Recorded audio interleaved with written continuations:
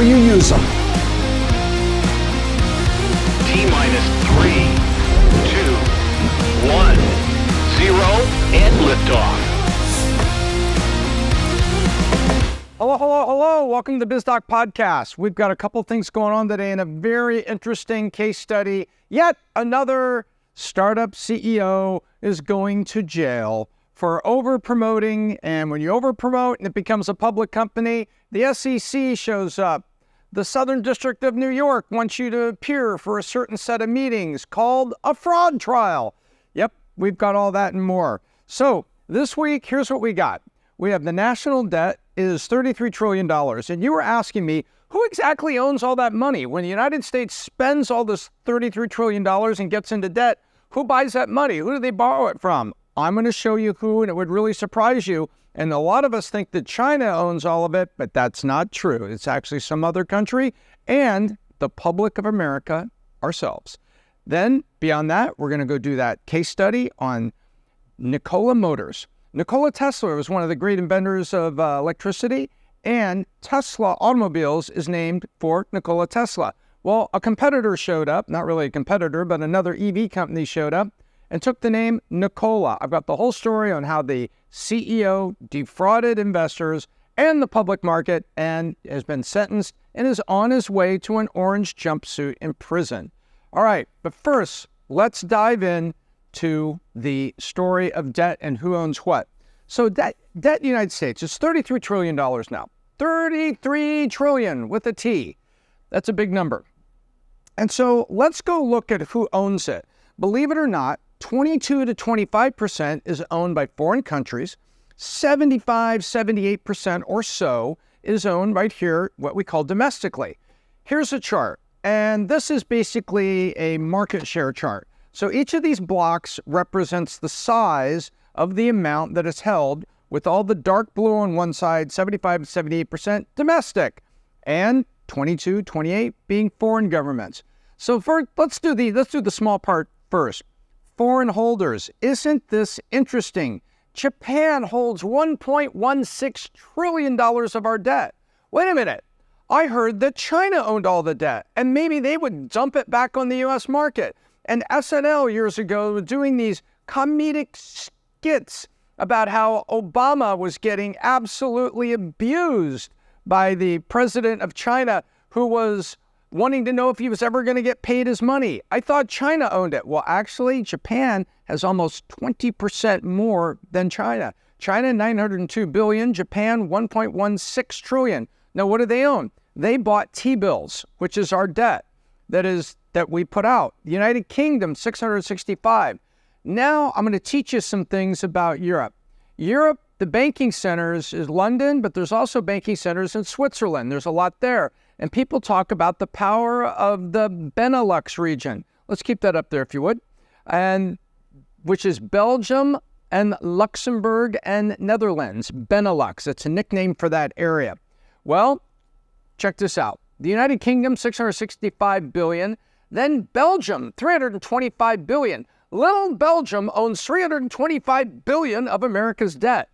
Luxembourg, even littler Luxembourg, owns $300 billion. And then Switzerland, Swiss bank accounts, everything you talk about there, finance center, very wealthy country, $273 billion. And finally, this one, the Cayman Islands, owns $302 billion of U.S. T-bills. So when you hear about people that had secret Cayman Islands accounts and stuff, it's turned into a wealthy country doing it, and $302 billion is owned by them, and another $3 trillion owned by other countries. So it kind of puts it in perspective, and this is through mid-year 2023 that this analysis was put together by a combination of Pew Research and publicly available information.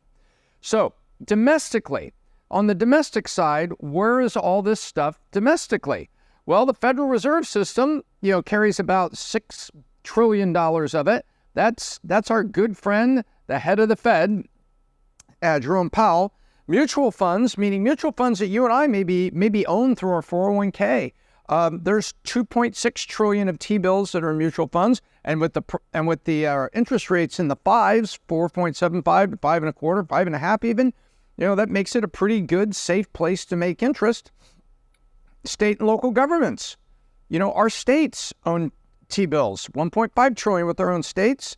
And then pension funds, 1.1 trillion. Well, pension funds, that's an interest-bearing account, almost same as cash, that's making interest on a low risk. And so that's part of the portfolio strategy of the pension accounts. And we have insurance companies, $372 billion. Isn't that interesting? Where are they putting loss reserves? Who do they work with for that? Reinsurance companies, but then they also own a lot of it on balance sheet as well. And finally, depository institutions, banks. So isn't that interesting? So now let's go take a look. How has the debt grown? Because all of this discussion talks about growth over time. And the next chart here shows this mountain of debt. So we can see starting in 2004, the mountain of debt. Now take a look. As the mountain got bigger, other countries couldn't buy it all up. Let's go back and look. You can see this mountain of debt from 2000 to 2004. And you can see that the part that China owned and Japan owned was pretty big. But Japan has owned more than China all the way up to the Obama administration. But you see a little bit of bubble there where China owned much, much more than they had previously during the Obama administration, 2008 to 2016. You can see that there. But you see the mountain of other, as the United States put itself into debt, around the world wasn't buying up those T-bills. We were buying them. The Fed was owning them. So you can see that as this has gone all the way up, and you can see how the other countries and everything have owned it, but you also see how China and Japan, their share has stayed right about here, and it needed other countries to come in and do it because China and Japan were hanging out at, 900 billion to 1.1 trillion, which I thought was really, really interesting about all this. So you say to yourself, how has it changed over time? Because countries, their mood changes over time. The economic discussions we have with other countries changes over time. So where does it all go? Well, let's look at this next chart. Look at these bar charts. So the pink chart is 2003. 10 years later is 2013, dark blue, and then lighter blue, 10 years later, 2023. So this is a 20-year horizon. Japan owned 600 billion worth 20 years ago, 2003, got all the way up to 1.4 trillion, and now it's back down to 1.1 trillion. You can see that. China was at 200 billion, and under the Obama administration went all the way to 1.6 trillion, and still backing all the way down to the 900 trillion I mentioned a little bit ago, far less than Japan. But Japan has been a more consistent holder of U.S. debt than other countries over time. You can see the United Kingdom, started low, and then grew a little bit, but they've really bought a lot of our debt. So the United Kingdom in 20 years has tripled the amount of our debt, more than tripled actually, that it owns, as has Belgium, as has Luxembourg. So what does that say? That means Benelux, Belgium, Luxembourg, Netherlands, Switzerland, they had more confidence in the U.S. as a safe harbor of currency. And the United Kingdom, the same. So it's very, very interesting that you've got sovereigns holding this kind of, this amount, which is sometimes equal to 1 or 1.5 times their GDP is held in U.S. dollars. So it talks about dollar being the reserve currency, being the safety currency. Guess what? Here's an example where when they don't know what to invest in, they're investing in the United States of America through our dollars. And that's what's going on there. So thank you for the question. I thought it was a really good question. And as I dove into it, it even changed my perceptions a little bit because I knew about the Japan-China shift, but I didn't know how radical the China shift had been during the Obama administration until I stood back and looked at it. Really amazing stuff. And now something else that's amazing, talking about big dollars, we're going to go talk about Nikola. Nikola is the EV truck company, and we're going to talk about what their CEO did and how they got into a load of hot water, and things are even hotter than you would imagine right now as the CEO is being sentenced to prison. So anyway, let's go over to Studio B, and I'm going to grab my vault. I have today with me black cherry, one of my favorites, black cherry, watermelon, or cucumber mint. Buy them right there on Amazon. Unlock your brain with Vault. No sugar, no caffeine. Now, I'm going to see if I can unlock your brain with a case study about Nikola. All right. I found my board. Put my vault right there. I love that black cherry vault. Okay, today, as I indicated, we're talking about the case study of Nikola, an EV company where the CEO got really sideways with investors and the federal government and is now headed off to prison for 4 years, having just been sentenced. Given all that was in the headlines, I got some comments from you and I said, you know what? Let's do a case study breakdown on Nikola, on the company itself, all the way through to where the CEO ends up in the clink. Nikola was the first name of Nikola Tesla, the electricity pioneer. And we know the other EV company, the incredibly successful one led by Elon Musk, chose Tesla's last name. This one is based on Tesla's first name. So away we go. Nikola was founded in Salt Lake City by this guy. This is Trevor Milton, the CEO. And we're going to talk about his background in a little bit because it's shocking. He didn't go and get a comp science degree. He didn't go to some institution. He didn't drop out of Harvard like Mark Zuckerberg did. He did some other things that we're going to go into, which are not very successful, and some of them even traditionally a little weird, as you'll understand. Nonetheless, it was founded by him, named for Nikola Tesla in Salt Lake City back in 2014. 2016, 2020, he was announcing, talking about, and launching, in quotation marks, vehicle concepts, including this natural gas truck, where that he said was eventually going to be hydrogen, producing electricity, batteries, and all of this great story of these clean energy trucks. Well, we'll find out what happened. So by 2020, he did an IPO by SPAC. Now, an IPO by SPAC is where a company on the market is basically gone defunct. They use the ticker that's on the market, put a bunch of money into it, usually tag the price at $10 a share or so, and then you merge your company into it and change the name to your company. So if that all makes sense, you basically merge with a ticker system sitting next to a pile of money. That becomes your IPO. But these kind of IPOs, they're not as strict as traditional IPOs that require you to put an S1 at sec.gov and obey a bunch of other things. It's looser for the SPACs because you're merging with somebody who's already on the market and supposedly has passed inspection, standards of trust, audits, and whatnot. Well, you find out that SPACs can be a little iffy, as this one was, especially if you're led by a guy like him who eventually ends up in prison, which is where he is headed. No word on whether he's in an EV headed to prison, but he's certainly headed to prison because of what he said about his own trucks. Anyway, they go public with a SPAC in June, and his title goes from CEO to executive chairman. So a little bit of interesting intrigue that was there. So now it's on the market. Let's focus on the green part. So it goes out on the market, I think it was June 2020, immediately jumping up to astronomical multi-billion-dollar valuation there. And by the way, this is that $10 line before it went public, which is the SPAC. It's sitting there with the stack of money and a ticker symbol that would be changed to, ta-da, Nikola. So away we go. And now you see that it's at 82 cents, down 91% over time. Even more than that, if you calculated how far down it's there, it's down like 99.5%. Nonetheless, you can see what happened here.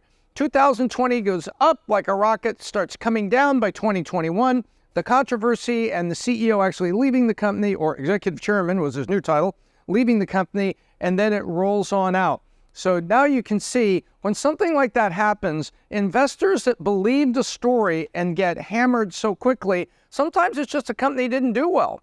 That's just the way it is. Other times, it's why did that go up? Why did people think it was going to do well? What did you say? When did you say it? And was it legal to say what you said? Was it even truthful? That's the story here.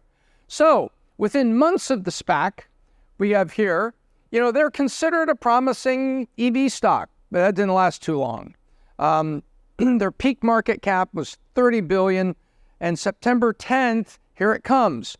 People smelled a rat, and Hindenburg Research, which is a short seller. Short sellers usually put out contrarian reports about companies because they're short sellers, but they're very open about it.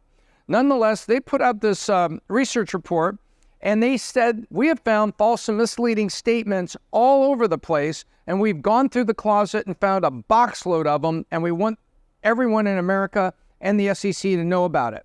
September 21st, not even 2 weeks, 11 days, Milton steps down as executive chairman. Out. Or as they say in Argentina now, afuera, or whatever that word is for out.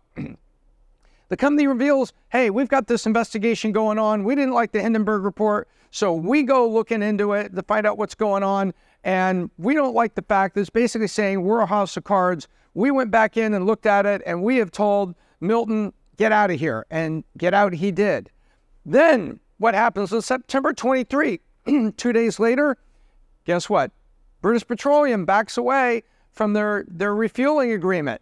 Then on November 1st, GM says deal to take equity stake is off.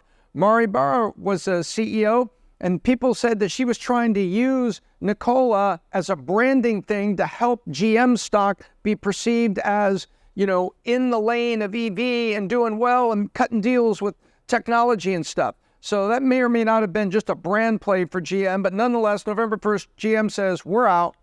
And here's one of the things that caused it. The fake video that caused it. Check this out. This is a picture of a truck running down a highway. In January of 2018, Nikola posted the video on YouTube and social media and called it the Nikola One semi-truck in motion, showing the truck on a highway. This was a fake video, and we're going to tell you what they did. So, the report from Hindenburg Research, and I've got a bunch of things here I'm going to read, so we're going to go into a reading session right now because some of this is pretty funny. Nikola One wasn't functional in December 16th at an auto show when Trevor Milton said, not only is this thing drivable, we're going to put up chains around it so nobody hops in and drives it out of here. Turns out it was an empty truck that didn't have any components. It was a truck. It was big. It is a big show, and they're talking about what's going on. But guess what? No. It wasn't operational. So Hindenburg finds this out.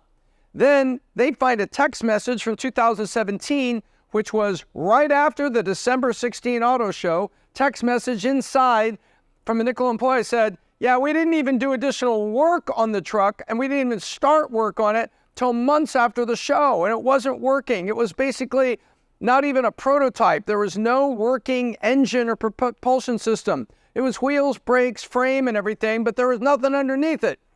We built a truck without an engine, put it up there on stage, and they also stenciled on the side, hydrogen powered and things like this. In other words, it was fake. You can say that if you say, in the future, this is what we're building, but that's not what he did. He was selling vaporware. It didn't exist.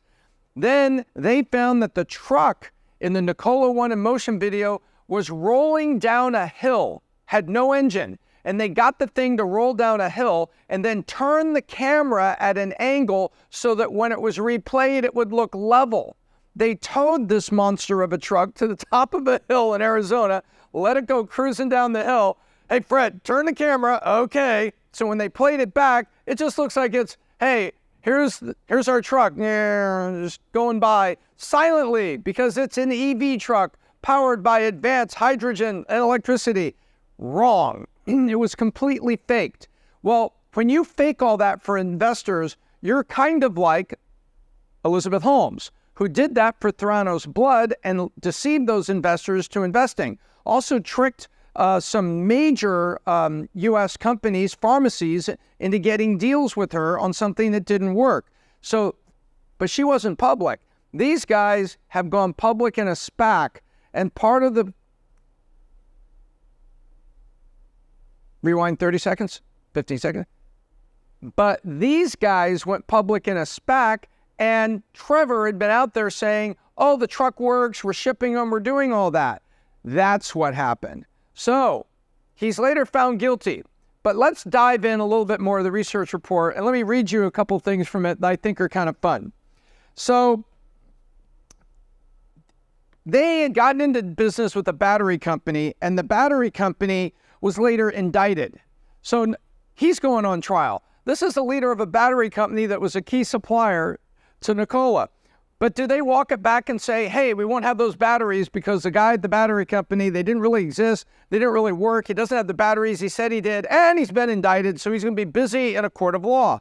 Southern District of New York getting his ass kicked. Nope, he doesn't walk it back. They double down on it. They also were using GM's battery technology and some technology in the truck that was produced by a company called Cascadia. And they did a promotional video where off to the side, you actually saw a piece of tape covering the Cascadia logo on a couple of key components of the truck. So in other words, all the stuff that you were building, Nikola was just a design lab. They designed a truck and were trying to work with people to make it work. They said, oh, we're completely green and we've got 3.5 megawatts of solar panel on the roof. Hindenburg Research and others, use Google satellite and other resources to find out there are no solar panels on the roof or anywhere in a mile of the facility. So another, fake statement that was being made. And they also said, by the way, there are 5 trucks coming off the assembly line right now. Hindenburg called Germany and asked the company, do you have any trucks coming off? And they said, we haven't even made one yet. What are you talking about? And so that went on. Now then, here's the part that I love. Hindenburg Research jumps into a section of their report called, Who is Trevor Milton? Trevor Milton, in the past, you'll love this part. This is like my favorite part of the whole case study here, is to find this part out. This is wonderful. Just wait for it. Here we go. After dropping out of college, Trevor Milton started an alarm sales company in Utah. He exited the business, and it turns out he had gotten into the business and overpromised this partner, so he conned somebody to letting him get into business with him, put the valuation up here. Eventually, the whole thing fails, and the guy said, where's my $100,000? And it was nowhere to be seen. So that would be step one of the life of Trevor Milton. Then he launched an online classified ads website that sold used cars called U-Pillar. The guy was a used car salesman. He wasn't a kid coming out of college. This was a used car salesman that ends up with a company defrauding investors and telling lie after lie after lie that is documented here. This isn't my accusation. This is going through the court case. This is going through the Hindenburg Research report.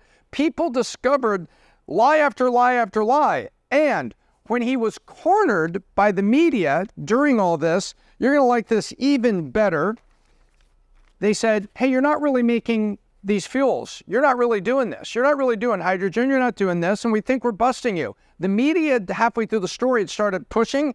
And then he announced that his brother was joining the company, and he gave him a title of natural gas component leader, and his only experience had been making new patios and home restorations.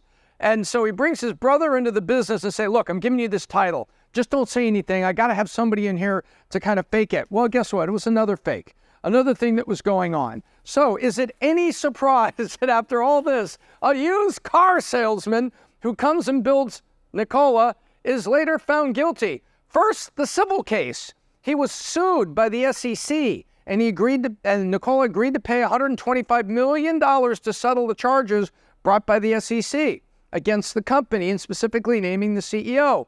Then the criminal case. Well, criminal is personal. That's against the CEO himself. 2 securities fraud charges, 1 wire fraud. Hey, if you're going to be charged for one thing, be charged for several. Make it efficient. Now, does this case sound familiar? This is what the prosecutors said to Judge Ramos ahead of the sentencing. Just as Holmes, that would be Elizabeth Holmes, lied about Theranos manufactured blood analyzer, Milton lied about the operability of the Nikola One semi-truck. So now the government has basically got these templates. They just put your company name, put your name here, and they're in the Southern District of New York talking to judges. That would be bad. You don't want to be doing that. Anyhow, that's what they said to the prosecutors. And then they made the final summation statement as he was given 4 years. Now, Elizabeth Holmes got 11, and the feds were asking for, yell it out if you know. Yes, you, 11, that's correct. And they said this, Trevor Milton lied to investors again and again. He did it on social media, on television, on podcasts, and in print. But today's sentence should be a warning to startup founders and executives everywhere. Fake it till you make it is not an excuse for fraud. And if you mislead your investors, you will pay a stiff price. By Damian Williams, the U.S. Attorney for the Southern District of New York, and you do not want any of the U.S. attorneys for the Southern District of New York coming after you. And now he will be paying a stiff price He'll probably pay that stiff price in the prison shower, do the math, but he's all done, and that's it, and he's heading to prison. So meanwhile, things are heating up at Nikola. Okay, so Tom, he went to prison. There was still a company there. They were making trucks, but things are heating up.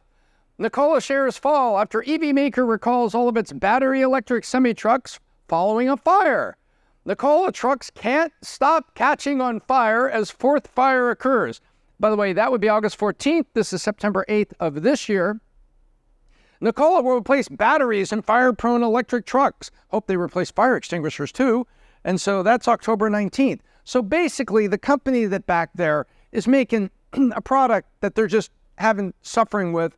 Nikola is probably going to be out of here, trading at 82 cents a share. The stock market requires you to be at $1 or more. They're on the verge of getting delisted. They got product problems that are going on with batteries. They can't stop. Fourth fire occurs. And these are credible things. This is FreightWaves. This is Electric. And this is CNBC. This is not, sites off to the side spreading political rumors about candidates. This is hard business reporting from organizations that know what they're talking about. And so Nikola is just suffering at the moment. So what are the lessons for you and me? Lesson number 1, never fake it till you make it. Tell people, hey, we have a dream to get into business and we were going to build software that does this. We haven't built it yet. We don't even have a demo. We have some mock-ups of what we believe it will look like, but it's up to us to make it happen. And we're looking for your investment to do it. That's honest Series A investment, talking about what you're going to build. And always run honest demos. Once your software comes to life or your product comes to life, hey, this is our alpha. An alpha is an early playable or an early usable. Let me show you what it does. Not all the features operate, but let me show you the core of the engine that we're building to make it work. And that way, you can connect people and their money to the various stages. Seat, friends and family. Notes, like a safe note or the old convertible note used to be called.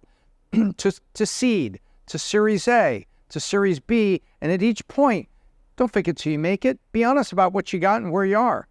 Phased milestone-based development is not only understood, it's expected for investors like me, Patrick Bet-David. We've got Valuetainment Investment Groups, a PE firm we operate.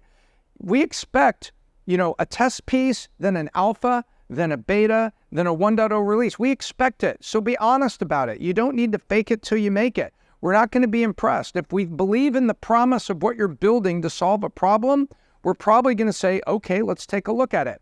Now, Valuetainment Investment Group, our PE, we want inventors that have got some traction, that have put some of their own money in, that have initial customers, that have some proof points. We're not an incubator, so we don't invest at the seed stage. We invest right about the time that alpha becomes beta. But all investors are different. Just tell them the truth wherever they are. And lastly, know when to fold them. If it's not going to work, fold them. I had a digital publishing company, and after a certain time, I realized that the playing field with Amazon was going to be challenging and wouldn't be able to get past it. So I went to a New York publisher, founded by CEO of HarperCollins, and I said, hey, I'm going to get out of the business. I see what's going on here. Why don't you acquire this and acquire the book list? Know when to fold them. It's not a sin. Look how many times Thomas Edison folded them before he invented the light bulb. And by the way, there's a guy you can go back and look at because although we talk about Thomas Edison as a great inventor, and he was also a bit of a shyster with his own investors. And go take a look at how he didn't always tell the truth. And if it was modern time, he might have faced consequences for it. But know when to fold them, because consequences happening faster. If you do things that are bad, it's all going to come down quicker. After Bernie Madoff, Elizabeth Holmes, SBF, Nikola, and there's a court case that's going on with the young woman, Charlie, that sold her company, Frank, to JP Morgan. Who knows how that's going to go out? JP Morgan is saying you lied and you misrepresented. That's what they're saying. They're in court to find out who's right. She's saying, no, all the diligence stuff I give you will prove I'm innocent. Well, she's going to have to prove diligence stuff that says JP Morgan knew that the company wasn't as big or something, and we're all going to decide this in court. And they're all going to decide this in court. But she shouldn't even be in court. This is the example. JP Morgan bought the company and it was like, WTF? This isn't what we thought it was. So anyway, the consequences are happening faster. And I hope it results in more shyster startup people and CEOs getting led away than giving a great opportunity to people who just want to tell the truth, don't fake it till you make it, run honest demos, and see if you can build a great company of tomorrow. Those are the lessons for you and me, and that is the cautionary tale of Nikola. I hope you enjoyed the case study. Now I'm going to pick up my Black Cherry Vault, and I'm going to head back to the studio and wrap up. All right. I hope you enjoyed that. I love my case studies. I love the fact that we can all learn something together.